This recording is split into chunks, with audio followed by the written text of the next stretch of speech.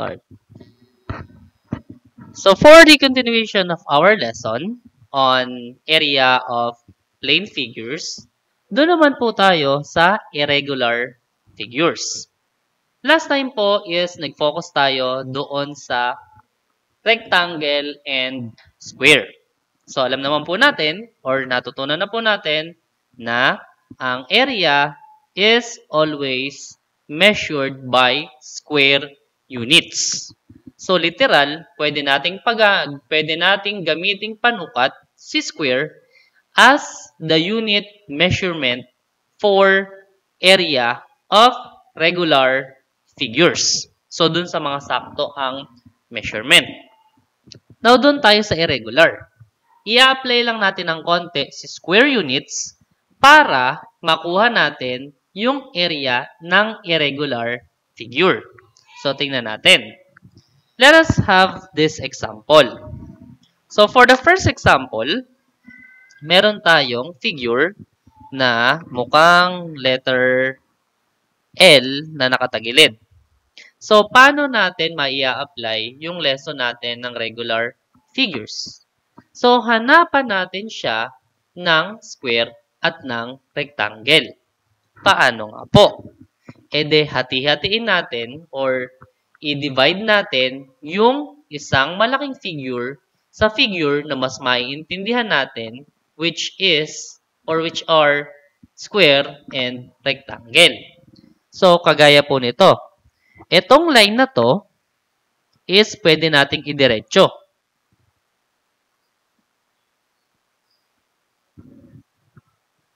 Ulit-ulit. Paling yung drawing ni sir.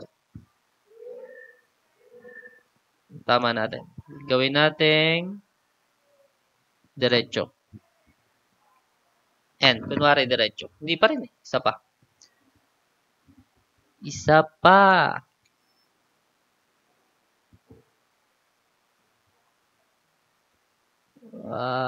Diba? Diretso. So, itong line na to, diniretso lang natin. So, tingnan natin kung tama. Ang measure nito, sabi ay 1 unit. So, usapan natin last time is kung ano yung measure, babawasan natin ang isa para iyon ang kanyang maging sukat. So, itong 1 ay itong 1 lang din na to. Idiniretso lang natin. And then, itong line na to na nakahiga, kailangan lang din natin siyang idiretso ng guhit. Ayan. So, ito na yung familiar natin na shape. Ito ay 1 by 1 unit. So, siguradong ito ay square. Ito ay 3 by 2 units. So, ito ay rectangle. Okay po. So, now, etong 2 unit na to, itong side na to na 2 units, nasunod na kasi 2 hinati natin sa dalawa. So, meron tayong isang rectangle sa taas na malaki at isang malaking rectangle sa ibaba. Now, ang sabi, itong side na to ay 2 units. So, hahatiin natin siya sa dalawa para maging 2 units din. So, hatiin natin. Ayan. So, 1, 2. Kaliwa at kanan. So, nasunod na siya ay 2 units. Ito namang kabila, 2 units din kasi isa sa taas, isa sa baba. So, tingnan natin kung tama yung paghahati-hati natin. Yung taas daw ay 3 units. So, 1 unit, 2 units, 3 units. So, tama. Ito namang side na to ay 1 unit. So, 1 unit yung isang diretsyo na to. Ito namang 1 na to ay 1 unit yung isang diretsyo na to. At ito ay 1 unit na isang diretsyo. So, measure pa lang yun. Hindi pa natin binibilang yung square units. Measurement pa lang yun ng sides. So, ulitin ko. Tama na naging 3 kasi 1, 2, 3. Ulitin ko. 1, 2, 3. Ito naman daw ay 2. So, ito ay 1 unit and then second unit. Kaya naging 2. Ito rin ay tama kasi 1 unit, 2 units measure. Ito ay 1 unit lang. So, tama. Walang hati sa gitna. Ito ay 1 unit lang din. Walang hati sa gitna. At ito ay 1 unit lang din. Walang hati sa gitna. So, tama po lahat ng measurement. So, lahat na ng ating hati ay tapos na, so pwede na nating bilangin yung kanyang area kasi puro na square yung nabuo sa loob. So we have 1 square unit, ito yon, 2 square units, 3 square units, 4 square units, and 5 square units. So the total area of this irregular figure is 5 square units. O, di ba? Madali lang naman. Kailangan lang matutuhan natin na maghati-hati or mag-divide ng figure sa tamang posisyon. Nakuha po? So, pakikopya po itong example na to sa inyong notebook. Pakipause muna yung video para makapag-proceed tayo doon sa next figure. So, next figure. So, this is our next figure. Binaliktad naman natin. So, same setup. Kailangan po is matutuhan muna natin na idiretso yung mga linya na nagpabago or naging dahilan kung bakit naging irregular yung ating figure, which is, this is the first line, yung patayo. Idiretso lang po natin. And then, ito namang pahiga na to.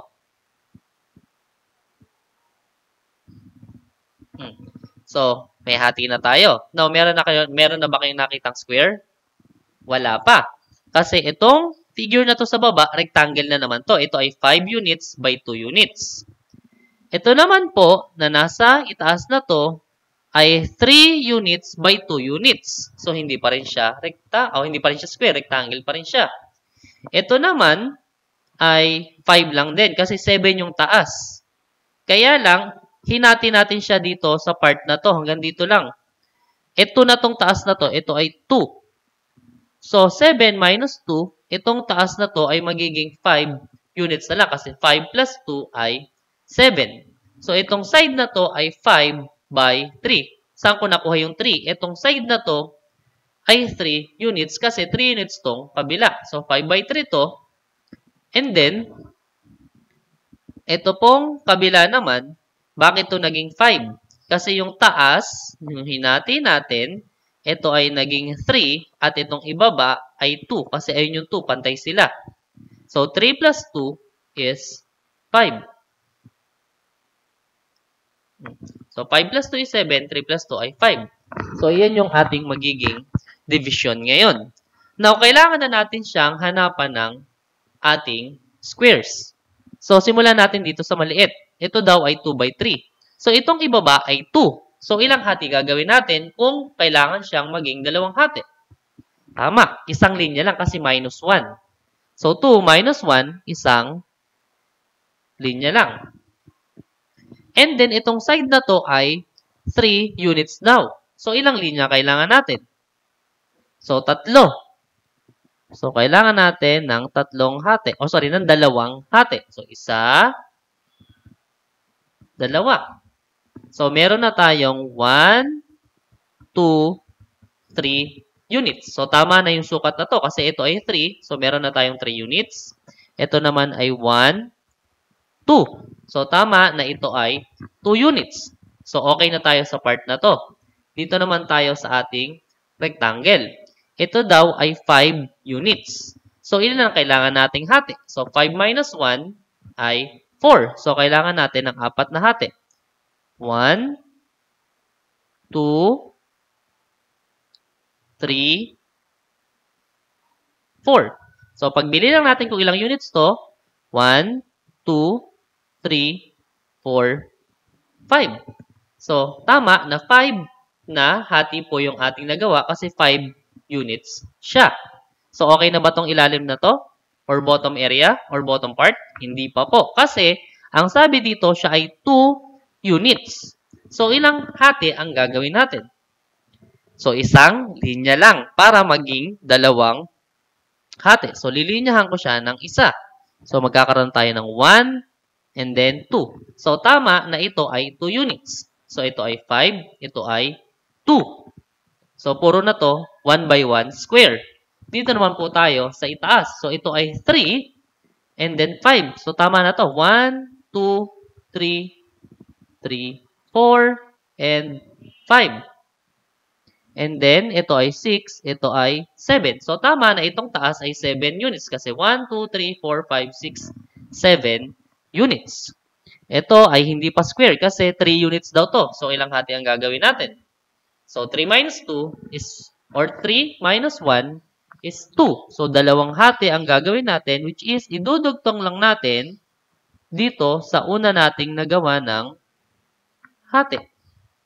So, we have 1, 2, 3. And then dito sa baba, so tama na to, 3 units. And then, we have 4 and 5. So, tama na 5 units. 1, 2, 3, 4, 5. So, 5 units. So, lahat po yan ay square na.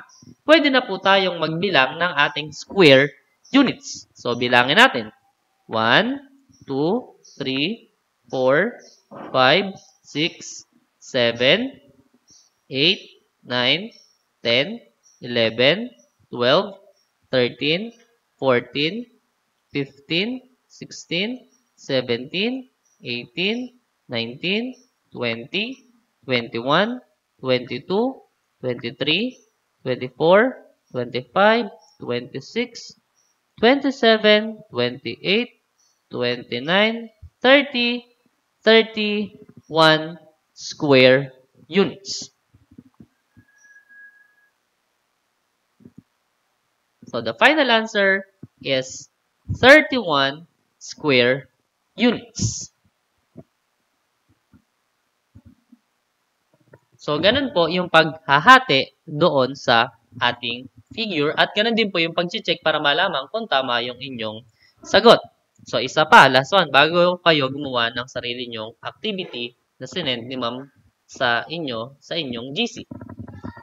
O, ito, mas payat. So, again, the first step is divide the figure properly. Idiretso nyo muna yung mga patayo at pahigang linya. So, ito, idediretso ko lang to. Ito, idediretso ko lang po ito. And then, itong pahiga, idediretso lang din. Itong kabila ay idediretso lang din natin. So, 1 unit na lang to. Wala na tayong problema dito. 1 unit na lang din po ito. Wala na po tayong problema dito. Dito tayo may kailangang baguhin pa. Kasi ang sabi, itong linya na to ay 3 units. So, kailangan natin siyang palitan ng, or kailangan natin siyang hatiin sa 3, which is 3 minus 1. Muli po sa paglalagay ng linya, laging minus 1 lang. So, 3 minus 1 ay 2. So, kailangan natin ng dalawang linya. 1, 2. So, i-check natin kung tama na 5 units yung taas. 1, 2, 3, 4, 5. O, tama na. Yung ibaba naman ay 3 units. 1, 2, 3. So, tama na rin. Yung taas ay 5 units, yung ibaba ay 3 units. So, dito na tayo sa dalawang nakatayo na to. So, we have 2 units here. So, 2, again, minus 1 is 1. So, isang hati lang ang gagawin natin. 1. So, check natin kung tama na. 1, 2. O, de, tama na 2 units. Ito namang kabila, ang sabi po ay 3 units. Kaya lang, itong isang buong diretsyo yun, itong isang buong gilid, hindi itong kabila lang. Meron na tayong 1 unit dito.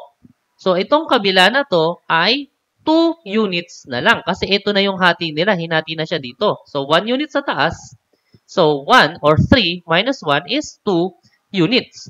So, itong part na to, para mahati siya ng maayos, 2 minus 1 is 1 unit or 1 hati na lang. Isang hati na lang.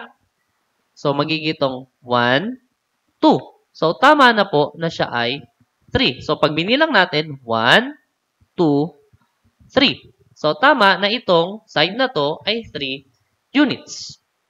So, meron na or lahat po ay square units na. Ito ay 1 by 1, 1 by 1, 1 by 1, 1 by 1, 1 by 1, 1 by 1, 1 by 1, and 1 by 1. So, pwede na natin bilangan kung ilang squares lahat ang bumuo sa kanya. Square units. So, simulan natin dito. 1, 2, 3, 4, 5, 6, 7, 8, and 9. So, the total area of this irregular figure is 9 square units. So, muli po, pakikopya yung ating example number 3 para mas mapag-aralan nyo sa inyong notebook at sa inyong bahay. So magpatulong na lang po kay mami or kay daddy, kay tito, kay tita, kay ate, kay kuya, para po kung may katanungan ay may makakasagot sa inyo. Now, kung walang mapagtanungan, balik-balikan mo lang yung video, matututunan mo din yan. Muli, maraming salamat at pakisagutan yung ating activity sa ating group chat. Maraming salamat.